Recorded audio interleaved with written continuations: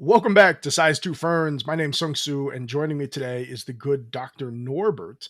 We're going to do a deep dive into who Dr. Norbert is and how he came to be here. So, Doc, before we start, how you doing? I'm doing well, but as always, Sung Soo, I'd like to ask how you're doing because you rarely get asked. I'm doing great. Thank you for asking. Pat does ask. It just rarely makes the podcast, I guess, so people know we do have a bit of a preamble. So, Doc, I want to start off with how did you get started in wargaming in general? Great. I started actually, if I can go all the way back to when I became involved in like the hobby, the geeky hobby. It was in 1978, believe it or not, when a local in my local neighborhood, one of the my friend's fathers started a Dungeons and Dragons group, and I had no idea what D&D was at that point, and but I was intrigued by it because I guess it kind of appealed to the fantasy kind of stuff that I was into, and started playing Dungeons and Dragons, and that was at the time. We got so heavily into it. I went out and bought all the books. That was just when the first edition AD&D books were released, which I still have, and loved it. I played that for gosh, all through the rest of grammar school, all through high school, all through college, and a little bit in graduate school. So a lot. Um, but I then I got a job at a military base, believe it or not, although I wasn't in the military.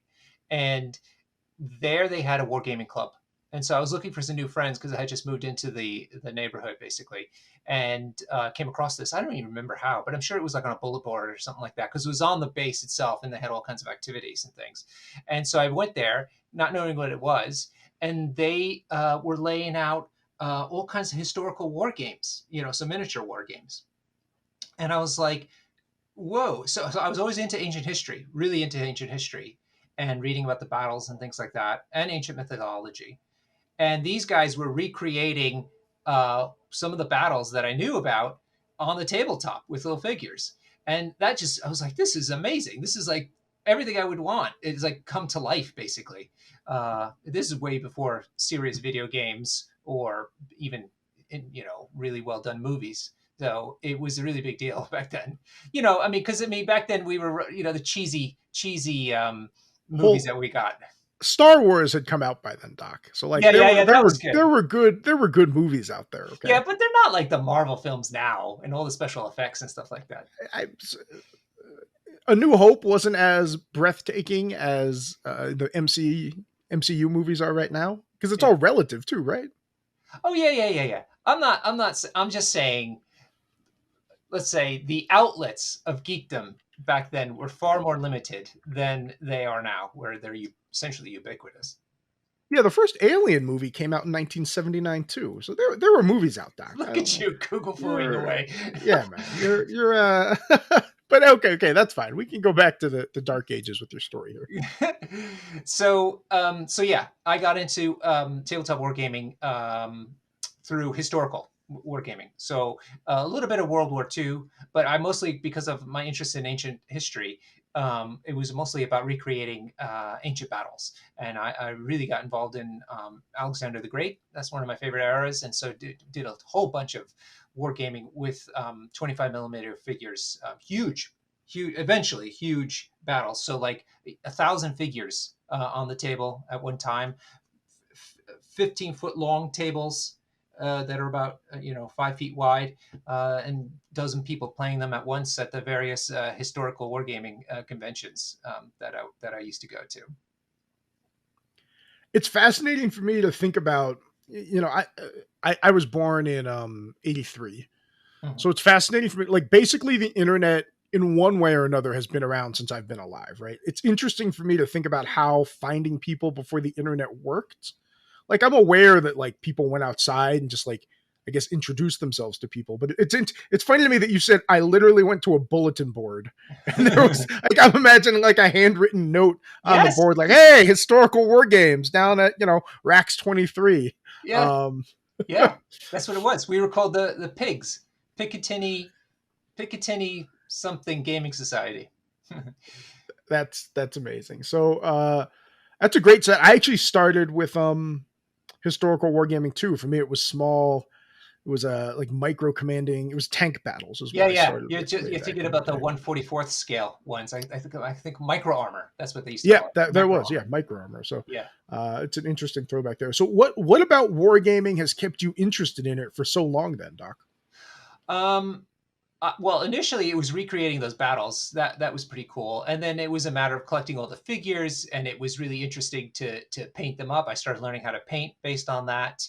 Um, but it was mostly, and this is going to be a recurring theme, I'm sure, with your guests. It was mostly about the community. You know, it gave me a chance to meet with people on a regular basis. We would then start planning to go out to historical wargaming conventions, and the whole con experience was there.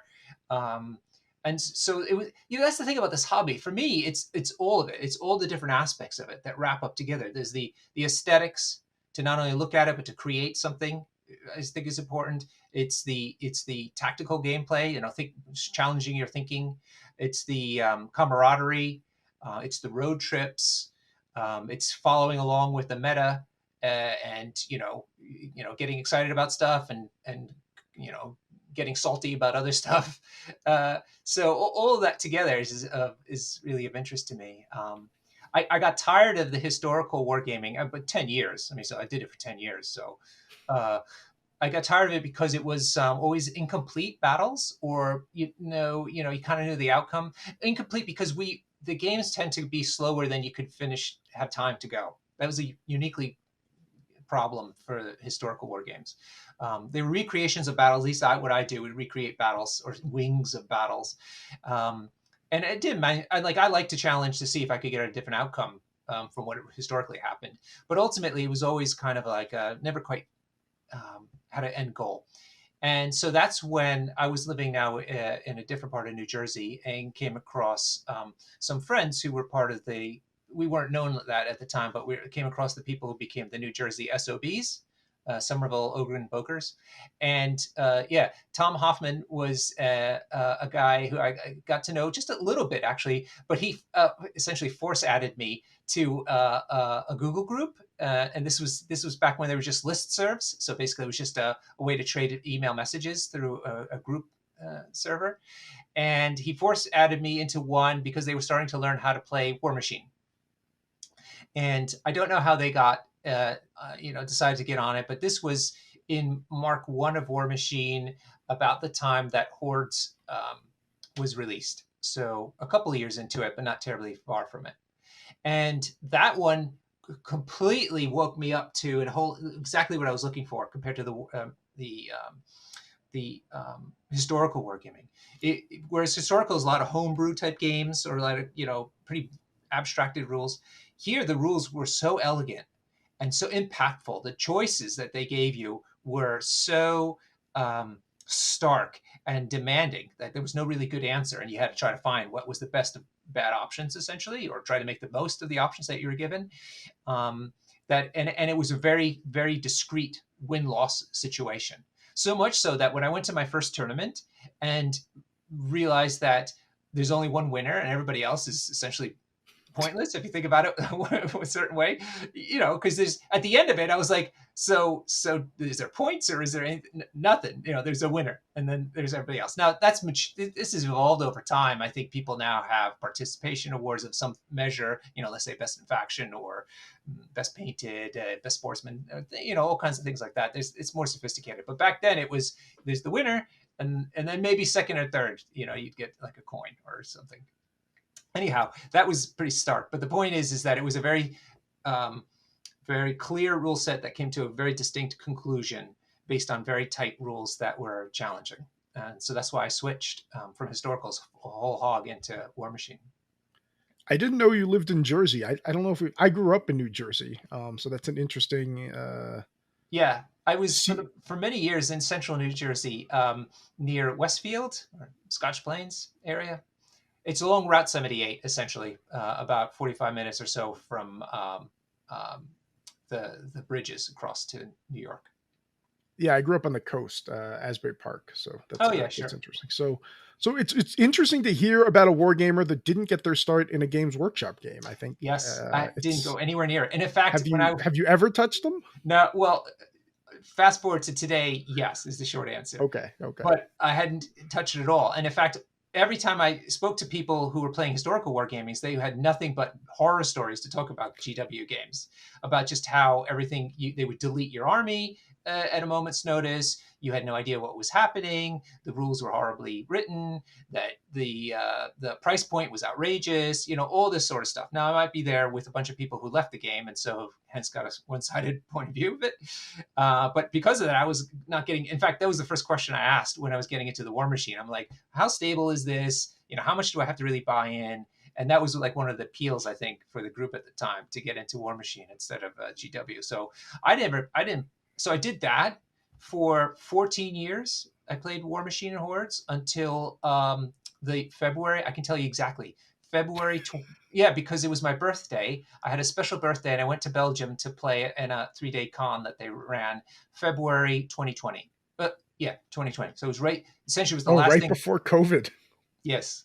Yeah, this is why I know this. And it was my birthday, and so it was a special occasion. Anyway, so we stopped playing War Machine, and I was getting tired of it at that point as well. I have to be honest with you.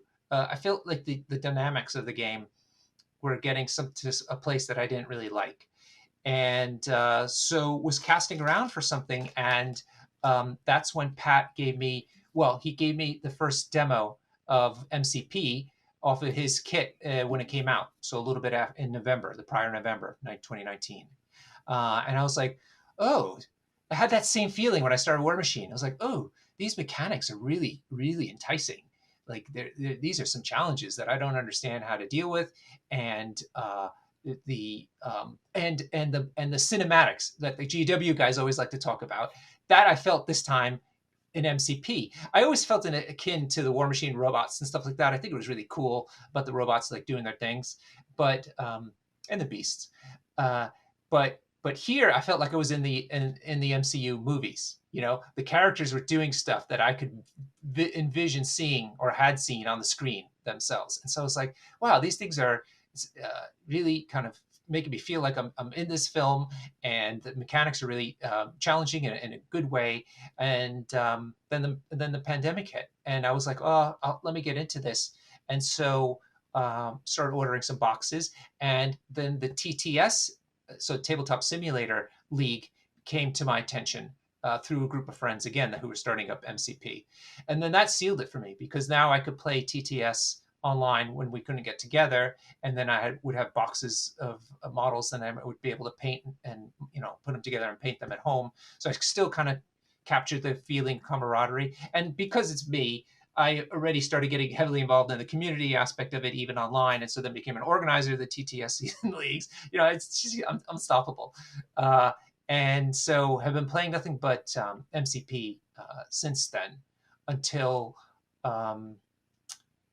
when did I finally pick up? I finally picked up some I picked up GW Age of Sigmar when they launched the 3rd edition box in the summer of last year, 2021.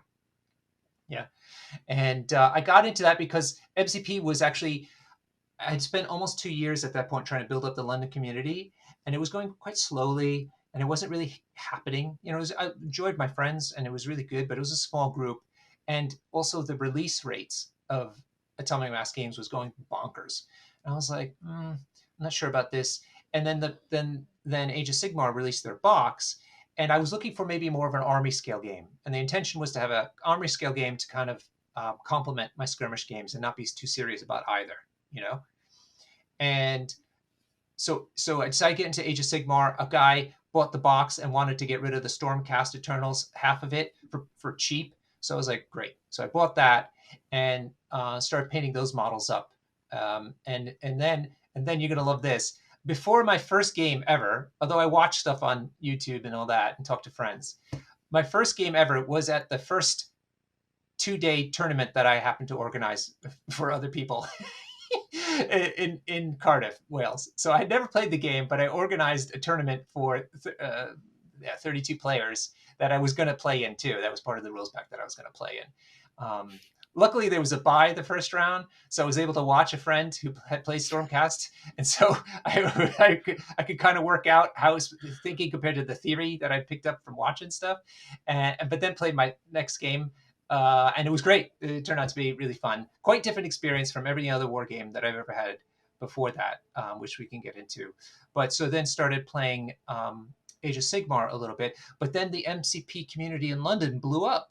I mean, I like before Christmas just now, we got like triple the number of people in our little local WhatsApp group and where we meet and stuff like that. So now I've been kind of focused on making sure to maintain that community and growing it and doing stuff in the shops down here. So that brings us here today. So heavily now into MCP in real life, dabbling in Age of Sigmar stuff and painting up as much as I can. Yeah, the evocative feel of MCP is definitely something that's resonated with a lot of different people that I've talked to about what drew them to it. So I do want to ask real quick, Doc, what has drawn you so heavily to community organizing, for lack of a better term? And I met you, across an ocean because you were organizing events and just loud in that regard, right? And you just talked about it here. You hadn't played a game yet, but you're like, yeah, I need to organize an event for these people for Age of Sigmar. So what has drawn you to that aspect of the game? I can tell you very early on when I was in War Machine and became a press ganger, which is like the organized play coordinator on a local level, alongside Stubbs, of course. He was the first. Um, it was a very selfish reason, I have to be honest. It was I wanted to make sure that there was enough people to play all the time. And then it also evolved to I also want to make sure that we always had a competitive tournament to attend. So I started organizing because, well, I have a penchant for program management. I mean, it's partly what I do in real life. So, the skills, I guess, were there, but it was to kind of make sure that we had a community that was growing and so that I would always have people to play with. But after that, it became, that plus bringing that joy to more people. When I saw how much fun everybody was having and how appreciative they were, I was like, wow, this is really great. And then it became like organizing bigger events. And then it was like all the social aspects of those events, the drinking during, in between, afterwards, and going out and having a good time talking about stuff. And then the road trip aspect of it, all of that was such that I want to perpetuate that somehow. And so it just became kind of a, something, that I just internalized to do. It's just naturally to organize people so that we'd have bigger and fun events to do and grow my circle of friends as a result.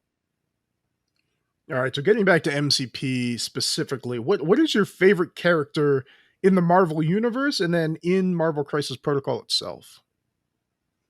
Oh, oh, that's a really hard question. My goodness, because it's such a big, big, big universe. And so you're asking in the game and then also in the films.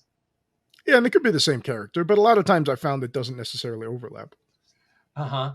Yeah, I'm gonna say I do like Magneto. Certainly in the films, I like Magneto, and I do still remember. I think one of my favorite scenes is, well, two favorite scenes. One is the younger Magneto in the films when he's competing with it's a female character who has similar telekinetic properties, and it was the scene where she Emma came. Frost. Who? I think it was Emma Frost. Yeah, Are I you thought thinking of? she has a a superhero name though. It was the scene where she comes to visit him at his little colony because he's trying to exclude himself from society for a little bit, and a military helicopter comes in because they're after her. Do you remember this scene? And No. so she's telekinetically trying to take the helicopter and crash it, and he then tries to pit his power against hers, and he's supposed to be what do they call it, an epsilon level mutant, the highest level thing, and he's like sweating trying to stop her from crashing this helicopter. Oh, Jean Grey. Jean Grey, that's her. Yeah, yeah, yeah. Sorry. Yeah, Okay. Jean. How could I forget? So that's pretty awesome, and I do also like in the older one, the older version of it, when he escaped from his plastic prison because Mystique put all the iron filings into that dude, which is kind of risque now to think about it. Was that a Disney film or was that still Sony doing it? Probably Sony. I believe that was still Sony. Yeah, yeah. Something to be said about not being a part of a Disney film. Who did Disney? Who did Deadpool? The R-rated Deadpool. Who was the studio for that? I thought that was Disney, but I'm honestly not sure. Because We can find I'll out. give them credit then. If that was a Disney film, then I'll give them some credit. Obviously, it was rated differently, which is fine. But at least they took that chance. 20th Century Fox. Oh, see, there you go. That does make way more sense. So yeah, let's go with Magneto. I do enjoy those films. Um, on the tabletop, I feel like he's a good contender too. Uh, I mean, When but you play Magneto, it definitely feels like you're playing Magneto. oh yeah, very much so. He especially because even though he's got a slow movement, which people be annoyed about, I feel it just shows him like stalking the battlefield in sheer confidence, and not needing to be hurried in any way, shape, or fashion. Which I find pretty cool. Isn't it's strange how I connect that to being a slow mover, but. Eh. No, it's interesting where people draw the cinematic aspects from. Like, I get what you're saying. Like, there's a huge battle going on, everyone's running around, and he's slowly floating forward on the battlefield, just like throwing school buses at people. So Exactly. Yeah, that's what I like it. And lately, I've been liking the Doctor Strange. I think on the battlefield. I know the defenders aren't the most competitive things right now, but I really really enjoyed the way he anchors that affiliation. yeah, and he's a great toolbox character. Always a lot of optionality when you're playing that character. So, um, Doc, do you have any specific goals for Marvel Crisis Protocol in general? Um, I think I want to help the community start to grow into having international events, and that means progressive. So I'm doing quite a bit on the local level here in London to start with. I want to support by going to events nationally as a start, but also help develop some of the bigger events that are in talks right now for the nation, and then hopefully ultimately see an international scene start to grow up again, because traveling is part of the great fun, especially here in Europe, where it's easy to travel a short distance and be in an entirely different culture. Yeah, it's I mean, obviously, at the time of recording this, we're still dead smack in the, I don't know, I'm not a doctor, like middle, quote unquote, of a pandemic, but like long term travel and planning is just so, yeah, probably not the middle. Let's hope not the middle, right? Yeah, Uh, I hope so. I hope it's the beginning of the end. I was planning on going to LVO. Like, I had intentions of going to LVO, and then we had this. I'm like, I just can't justify it anymore. So, yeah, hopefully that works out. It would be, before all this started, Pat and I talked about, am I going to go over there to see Pat, or is Pat going to come over here to see me? We were, talking about plans, how we were going to do it, and things like that. And then obviously COVID happened, so Oh yeah, we planned TTS. So yeah, that would be amazing. I mean, there's some. I still love team events. I mean, I think they're one of my favorite events. And for me, the team event didn't translate that well to TTS. Like Mhm. you know what I mean? The feel, the camaraderie, the talking, the last minute like strategy between games, the looking down the table to see how your partner's doing. Yes, Like all those things just don't happen in the TTS version of a team event. I do thank you for running the one that I was able to participate in, but team events in particular, I think are really cool. And I think the MCP is a wonderful format for it. I love, especially now there are so many more crises out there. I know when you ran it back then, it was a question of how you were going to do restrictions and things. But yeah, I mean the potential for that in MCP is great. yeah, that's a good point. And thanks for mentioning that you had a good time on that. I'm glad to hear that. Team tournaments, are, so helping to develop. We don't have organized play rules officially, and for Marvel Crisis Protocol. So helping to kind of to develop what is a standard for regular singles tournaments, and also having fed into how to do team tournaments has been a really satisfying aspect of my contributions as well. So that's been nice to contribute to. But you're right, we did have a team tournament here recently, not that recently, but a few months ago. 3-man teams, 3-person teams, and it is a lot of fun. I mean, you say it's like the fun part is to be able to watch the other games that are happening, but at the same time, it's also agonizing to watch those games. I know some people who can't; they just walk away because it is just frustrating when it's like one game won, one game lost, and there's one game in the balance, and you don't know which way that game's going to go, and it's just like, oh my god, I can't watch this. See, I don't know. I think those are the best parts about team events. So Well, of course it um, is, but it's in a way that's like it's torture, like in a favorable way. So as we kind of wrap up this conversation here, a couple more questions for you. What is one piece of advice you have for your fellow wargamers? Um, don't be afraid to seek out other players and try to help build a community. And people oftentimes they don't know how to do it, or they're afraid to. And honestly, it goes and this goes to speaks to what being a leader means.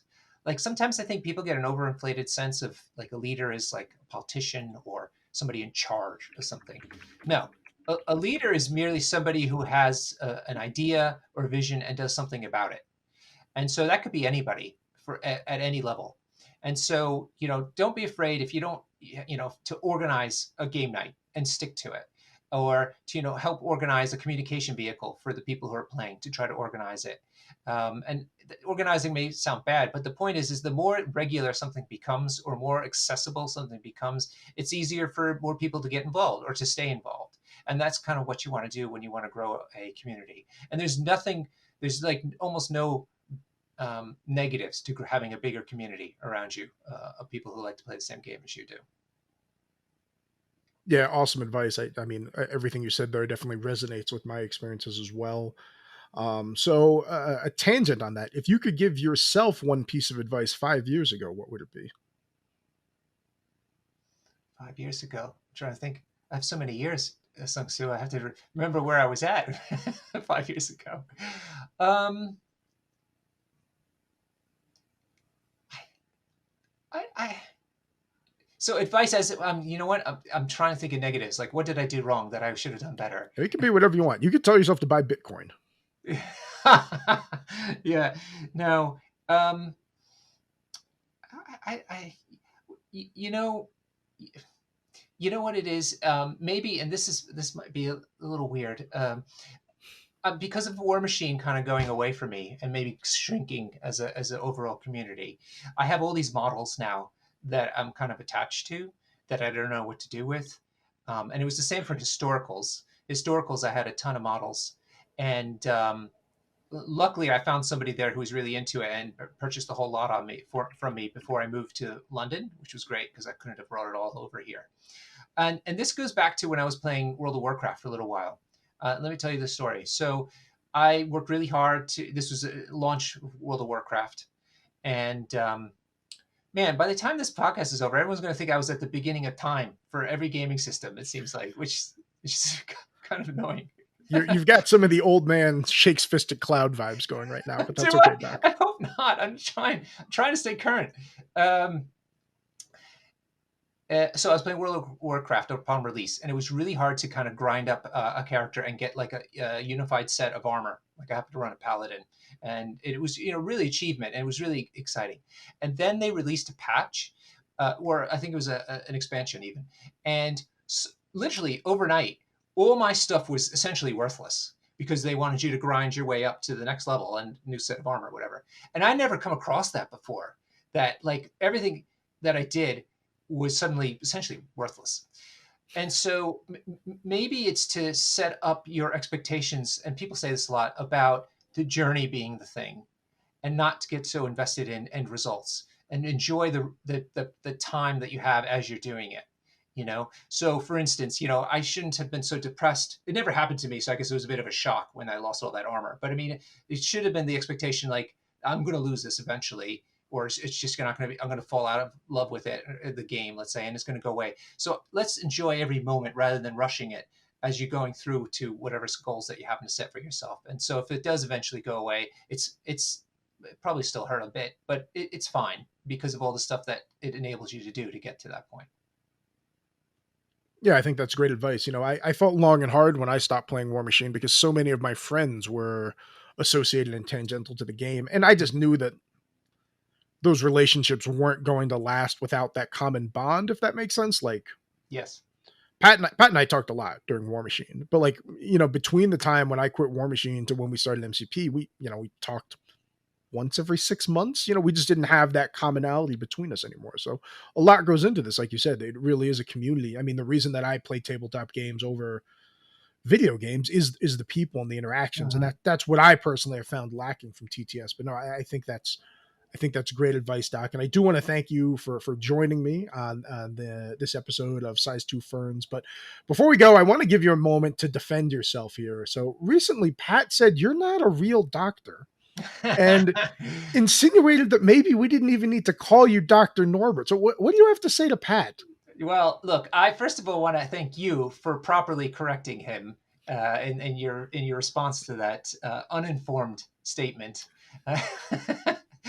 um, yeah, I mean, look, this is a common problem that we come across. I'll just say that physicians, great. Obviously, they perform roles in society, but it's more of a technical degree as opposed to more of a philosophical degree where you advance the creation of new knowledge, which is what I'm involved in. All right. Well, I will always call you the good Doctor Norbert. So, Doc, thank you so much for joining us. You can find Doc on Twitch. What's your Twitch handle, Doc? Are you still over there? Yep, sure. It's Dr. underscore Norbert in many places, or else Doctor Norbert, one of the two. All right, and we do appreciate any likes and subscribes you have here on this channel, and we are getting the good doctor hooked up to acrossthebifrost.com, so soon you'll be able to find his work there. So, Doc, thank you so much for taking the time. Everyone else out there, cheers. Until next time, happy gaming.